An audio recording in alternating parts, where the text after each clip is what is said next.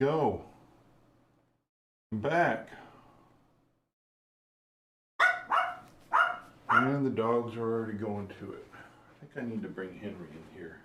Come here, boy. Come on, boy. Henry, get in here with me.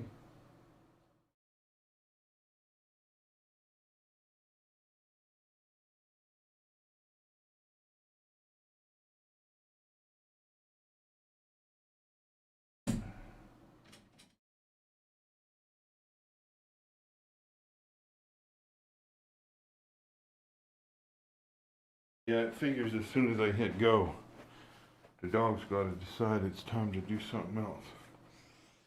That's all right. I put up the dog gate. I don't know if that's gonna be better or not, but it's Saturday. And I'm here to row on this rowing machine to keep my heart going in the right direction. Diabetes and high blood pressure and heart disease. That's why I'm trying to exercise. Reset our machine and get to it and hope the dogs cooperate. Always get into his doggy bed. That's awesome. Okay. So I hope everybody's doing well out there. Becca, no, you two, don't be dumb. This is not the dog barking show. Not the dog barking show. I forgot to put lotion on my hands. My hands are all cracking. Oh, hello. Maybe he will be trained to get in the bed when you get in the rower. I don't know about training, dog training. I don't understand dogs at all. But it's day 6 of the rowing machine. Henry, are you looking for trouble? You don't need to look for trouble, dude.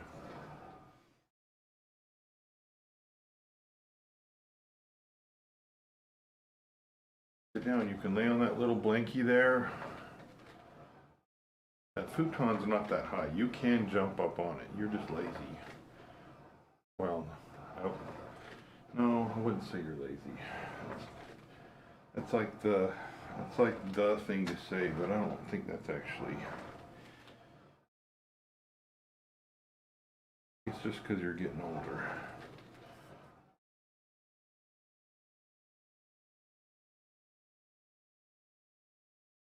Or you can lay right there, that works too. You'll teach him? Okay.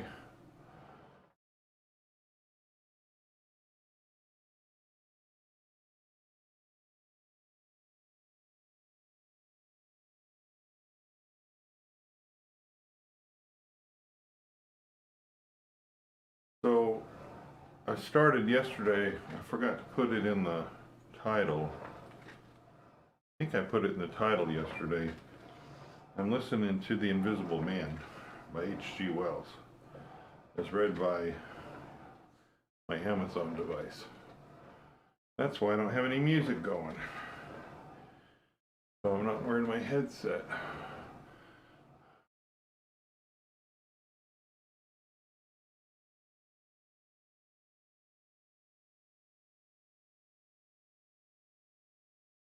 Alexa, read The Invisible Man from Kindle. Resuming The Invisible Man, Amazon Classics Edition. There are 3 hours left in the book. Directly the first crate was, in accordance with his directions, carried into the parlor. The stranger flung himself upon it with extraordinary eagerness, and began to unpack it, scattering the straw with an utter disregard of Mrs. Hall's carpet.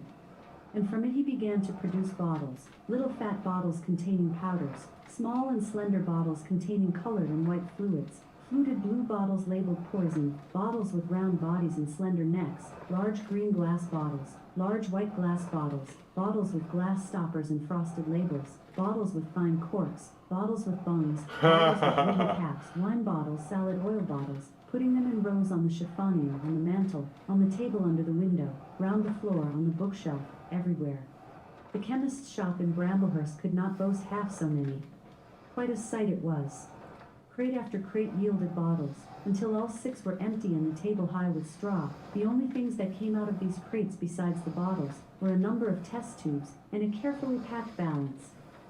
And directly the crates were unpacked, the stranger went to the window and set to work, not troubling in the least about the litter of straw, the fire which had gone out, the box of books outside, nor for the trunks and other luggage that had gone upstairs. When Mrs. Hall took his dinner into him, he was already so absorbed in his work, pouring little drops out of the bottles into test tubes, that he did not hear her until she had swept away the bulk of the straw and put the tray on the table, with some little emphasis perhaps, seeing the state that the floor was in. Then he half turned his head and immediately turned it away again. But she saw he had removed his glasses. They were beside him on the table, and it seemed to her that his eye sockets were extraordinarily hollow. He put on his spectacles again, and then turned and faced her. She was about to complain of the straw on the floor when he anticipated her. "I wish you wouldn't come in without knocking," he said in the tone of abnormal exasperation that seemed so characteristic of him. "I knocked, but seemingly, perhaps you did. But in my investigations, my really very urgent and necessary investigations, the slightest disturbance, the jar of a door, I must ask you, certainly, sir. You can turn the lock if you're like that, you know. Any time." "A very good idea," said the stranger. "The straw, sir, if I might make so bold as to remark, don't. If the straw makes trouble, put it down in the bill." And he mumbled at her, words suspiciously like curses. He was so odd, standing there, so aggressive and explosive, bottle in one hand and test tube in the other, that Mrs. Hall was quite alarmed. But she was a resolute woman. "In which case, I should like to know, sir, would you consider a shilling? Put down a shilling." "Surely a shilling's enough." "So be it," said Mrs. Hall, taking up the tablecloth and beginning to spread it over the table. "If you're satisfied, of course." He turned and sat down, with his coat collar toward her. All the afternoon he worked with the door locked, and as Mrs. Hall testifies, for the most part in silence. But once there was a concussion and a sound of bottles ringing together as though the table had been hit, and the smash of a bottle flung violently down, and then a rapid pacing athwart the room. Fearing something was the matter, she went to the door and listened, not caring to knock. "I can't go on," he was raving. "I can't go on. 300,000, 400,000. The huge multitude. Cheated. All my life it may take me patience. Patience indeed, fool. Fool." There was a noise of hobnails on the bricks in the bar, and Mrs. Hall had very reluctantly to leave the rest of his soliloquy. When she returned, the room was silent again, save for the faint crepitation of his chair and the occasional clink of a bottle. It was all over. The stranger had resumed work. When she took in his tea, she saw broken glass in the corner of the room under the concave mirror, and a golden stain that had been carelessly wiped. She called attention to it. "Put it down in the bill," snapped her visitor. "For God's sake, don't worry me. If there's damage done, put it down in the bill," and he went on ticking a list in the exercise book before him. "I'll tell you something," said Fearenside mysteriously. It was late in the afternoon, and they were in the little beer shop of Iping Hanger. "Well," said Teddy Henfrey, "this chap you're speaking of, what my dog bit. Well, he's black. Leastways, his legs are. I see through the tear of his trousers and the tear of his glove. You'd have expected a sort of pinky to show, wouldn't you? Well, there wasn't none. Just blackness. I tell you, he's as black as my hat." "My sakes," said Henfrey. "It's a rummy case altogether. Why, his nose is as pink as paint." "That's true," said Fearenside. "I knows that. And I tell 'ee what I'm thinking. That marn's a piebald, Teddy. Black here and white there in patches. And he's ashamed of it. He's a kind of half-breed, and the colors come off patchy instead of mixing. I've heard of such things before. And it's the common way with horses, as anyone can see." Chapter 4. Mr. Cuss interviews the stranger. I have told the circumstances of the stranger's arrival in Iping with a certain fullness of detail, in order that the curious impression he created may be understood by the reader. But excepting two odd incidents, the circumstances of his stay until the extraordinary day of the club festival may be passed over very cursorily. There were a number of skirmishes with Mrs. Hall on matters of domestic discipline, but in every case until late April, when the first signs of penury began, he overrode her by the easy expedient of an extra payment. Hall did not like him, and whenever he dared he talked of the advisability of getting rid of him, but he showed his dislike chiefly by concealing it ostentatiously, and avoiding his visitor as much as possible. "Wait till the summer," said Mrs. Hall sagely, "when the artistes are beginning to come. Then we'll see. He may be a bit overbearing, but Bill's settled punctual is Bill's settled punctual, whatever you'd like to say." The stranger did not go to church, and indeed made no difference between Sunday and the irreligious days, even in costume. He worked, as Mrs. Hall thought, very fitfully. Some days he would come down early and be continuously busy. On others he would rise late, pace his room, fretting audibly for hours together, smoke, sleep in the armchair by the fire. Communication with the world beyond the village he had none. His temper continued very uncertain. For the most part his manner was that of a man suffering under almost unendurable provocation, and once or twice things were snapped, torn, crushed, or broken in spasmodic gusts of violence. He seemed under a chronic irritation of the greatest intensity. His habit of talking to himself in a low voice grew steadily upon him, but though Mrs. Hall listened conscientiously, she could make neither head nor tail of what she heard. He rarely went abroad by daylight, but at twilight he would go out muffled up invisibly, whether the weather were cold or not, and he chose the loneliest paths and those most overshadowed by trees and banks. His goggling spectacles and ghastly bandaged face under the penthouse of his hat came with a disagreeable suddenness out of the darkness upon one or two hungering laborers, and Teddy Henfrey, tumbling out of the scarlet coat one night, at 9:30, was scared shamefully by the stranger's skull-like head. He was walking hat in hand, lit by the sudden light of the opened door. Such children as saw him at nightfall dreamt of bogies, and it seemed doubtful whether he disliked boys more than they disliked him, or the reverse, but there was certainly a vivid enough dislike on either side. It was inevitable that a person of so remarkable an appearance and bearing should form a frequent topic in such a village as Iping. Opinion was greatly divided about his occupation. Mrs. Hall was sensitive on the point. When questioned, she explained very carefully that he was an experimental investigator, going gingerly over the syllables as one who dreads pitfalls. When asked what an experimental investigator was, she would say with a touch of superiority that most educated people knew such things as that, and would thus explain that he discovered things. Her visitor had had an accident, she said, which temporarily discolored his face and hands, and being of a sensitive disposition, he was averse to any public notice of the fact. Out of her hearing there was a view largely entertained that he was a criminal trying to escape from justice by wrapping himself up so as to conceal himself altogether from the eye of the police. This idea sprang from the brain of Mr. Teddy Henfrey. No crime of any magnitude dating from the middle or end of February was known to have occurred. Elaborated in the imagination of Mr. Gould, the probationary assistant in the National School, this theory took the form that the stranger was an anarchist in disguise, preparing explosives, and he resolved to undertake such detective operations as his time permitted. These consisted for the most part in looking very hard at the stranger whenever they met, or in asking people who had never seen the stranger leading questions about him. But he detected nothing.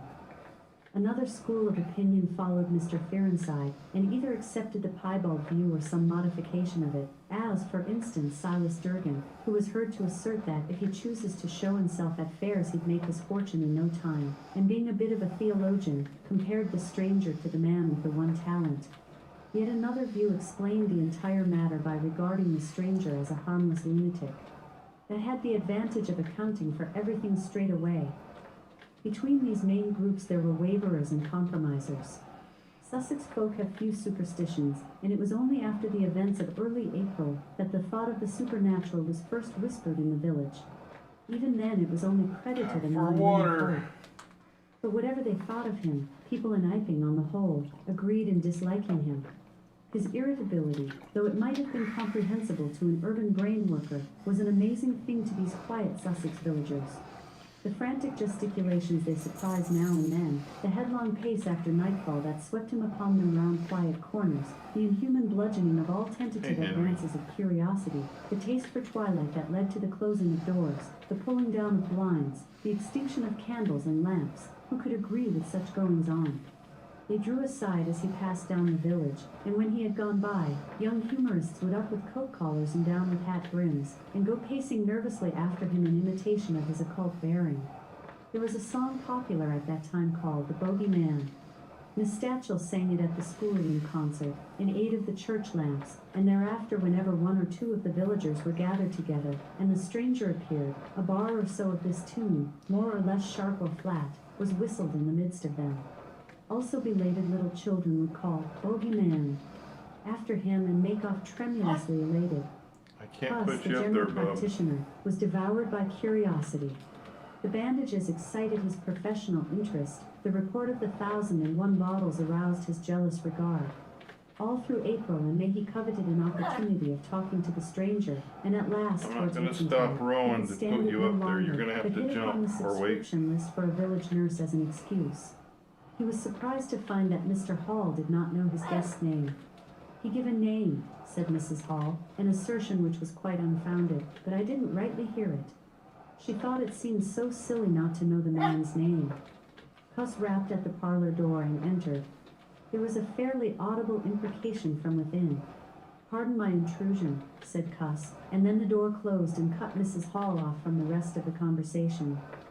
She could hear the murmur of voices for the next 10 minutes, then a cry of surprise, a stirring of feet, a chair flung aside, a bark of laughter, quick steps to the door, and Cuss appeared, his face white, his eyes staring over his shoulder. He left the door open behind him, and without looking at her strode across the hall and went down the steps, and she heard his feet hurrying along the road. He carried his hat in his hand. She stood behind the door, looking at the open door of the parlor. Then she heard the stranger laughing quietly, and then his footsteps came across the room. She could not see his face where she stood. The parlor door slammed, and the place was silent again. Cuss went straight up the village to Bunting the vicar. "Am I mad?" Cuss began abruptly as he entered the shabby little study. "Do I look like an insane person? What's happened?" said the vicar, putting the ammonite on the loose sheets of his forthcoming sermon. "That chap at the inn, well, give me something to drink," said Cuss, and he sat down. When his nerves had been steadied by a glass of cheap sherry, the only drink the good vicar had available, he told him of the interview he had just had. "Went in," he gasped, and began to demand a subscription for that nurse fund. He'd stuck his hands in his pockets as I came in, and he sat down lumpily in his chair. Sniffed. I told him I'd heard he took an interest in scientific things. He said yes. Sniffed again. Kept on sniffing all the time, evidently recently caught an infernal cold. No wonder wrapped up like that. I developed the nurse idea, and all the while kept my eyes open. Bottles, chemicals everywhere. Balanced test tubes in stands, and a smell of evening primrose. Would he subscribe? Said he'd consider it. Asked him point blank, was he researching? Said he was. A long research. Got quite cross.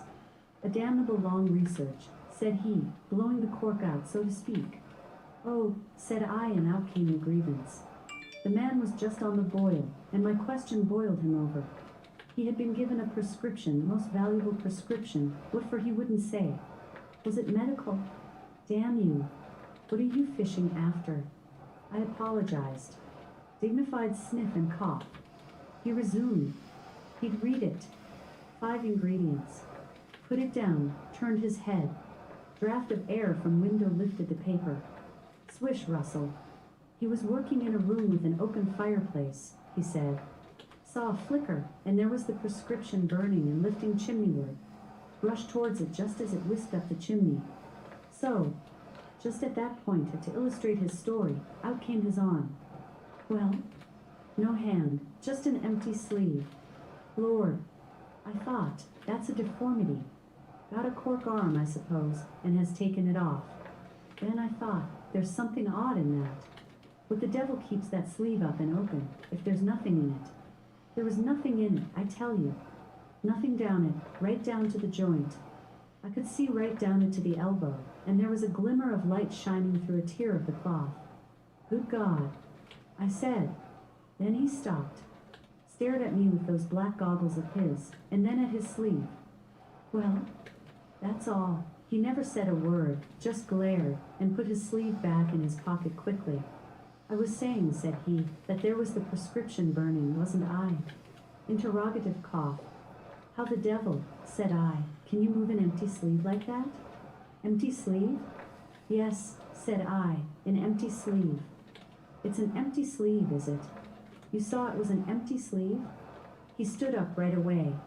I stood up too. He came towards me in 3 very slow steps and stood quite close. Sniffed venomously. I didn't flinch, though I'm hanged if that bandaged knob of his and those blinkers aren't enough to unnerve anyone coming quietly up to you. You said it was an empty sleeve? He said, certainly, I said. At staring and saying nothing, a bare-faced man, unspectacled, starts scratch. Then very quietly he pulled his sleeve out of his pocket again and raised his arm towards me as though he would show it to me again. He did it very, very slowly. I looked at it. Seemed an age. Well, said I, clearing my throat, there's nothing in it. Had to say something. I was beginning to feel frightened. I could see right down it. He extended it straight towards me, slowly, slowly, just like that, until the cuff was 6 inches from my face. Queer thing to see an empty sleeve come at you like that.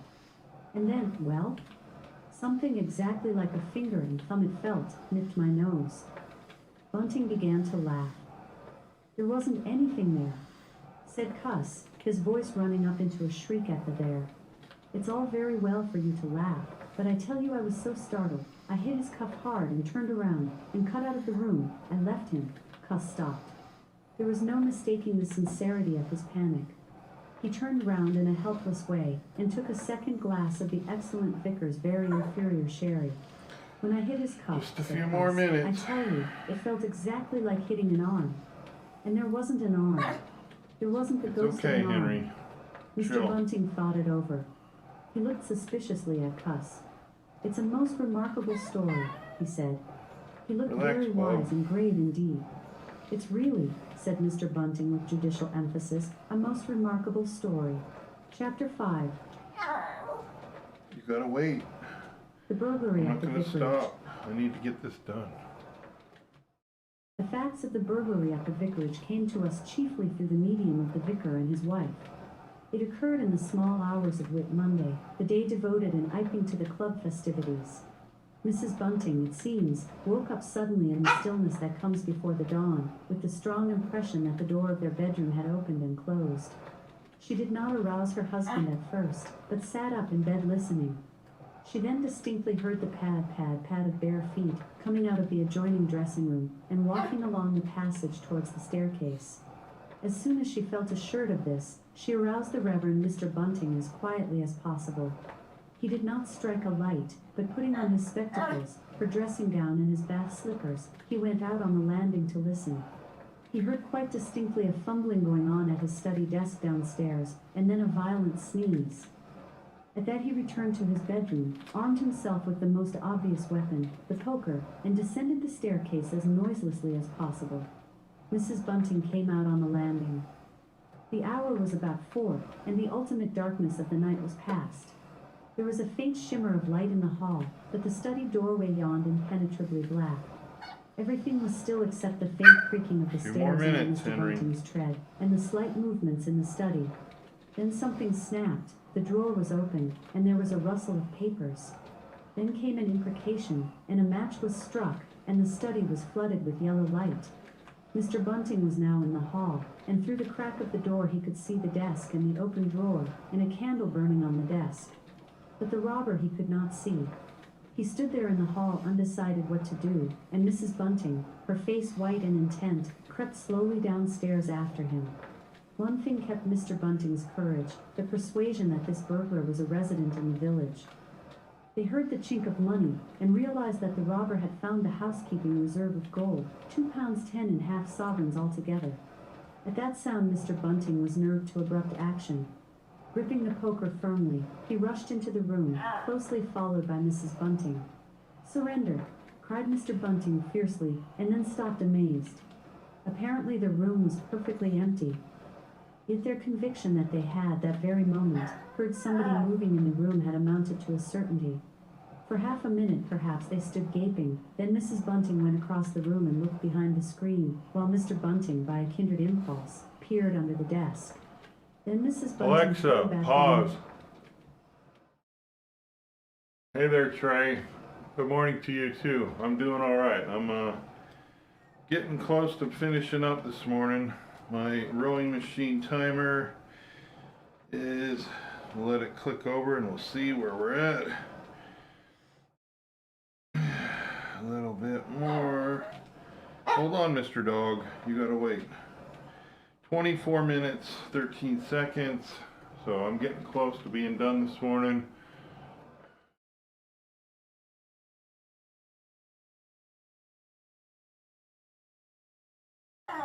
And Mr. Henry's wanting up on his futon spot.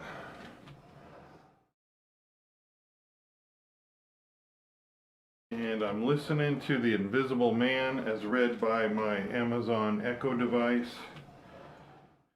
I don't know if you know, but the Amazon Echo can read Kindle books for you. And a lot of people prefer the Audible, which of course use voice actors. And those are really great too. But I kind of like having the AI voice read the Kindle versions. So I thought that would be an interesting change up from just listening to the music during my morning workouts. And The Invisible Man is a classic that I've never read, and it's a fairly short book.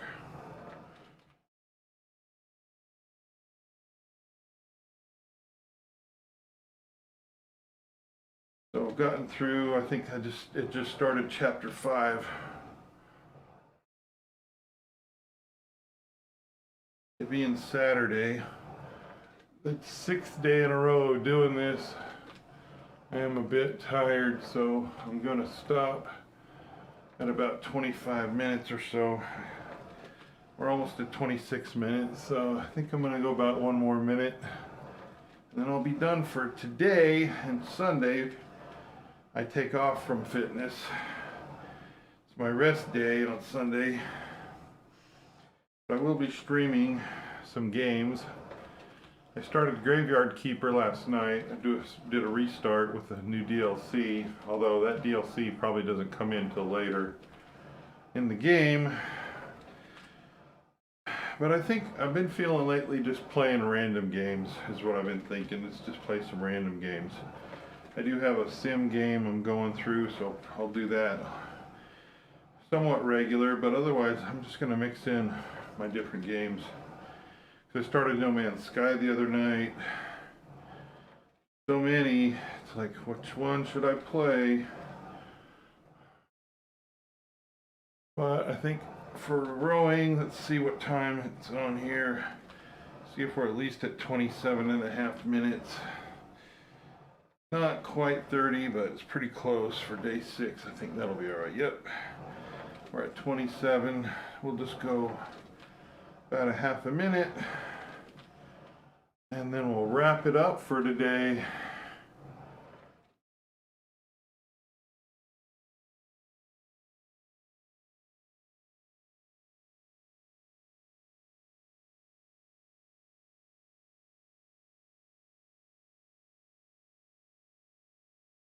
And that's 27.5. So we're doing good, sticking to it, getting some exercise. I can get my foot out. Come here, Buck. You're okay, buddy. We gotta get up. We gotta stand up. Ready? Stand up. Oh, oh, getting old is fun. Loads of fun. All right, everybody. Take care. Thanks, everybody, for stopping by. And if you like listening to the story, The Invisible Man, I'll probably keep doing that. At least for this book. I might go back to music. Probably go back to music after The Invisible Man's over. I don't know if it's a good idea or not, but I don't read enough, so seemed like a good idea at the time. So stream ending. Bye-bye.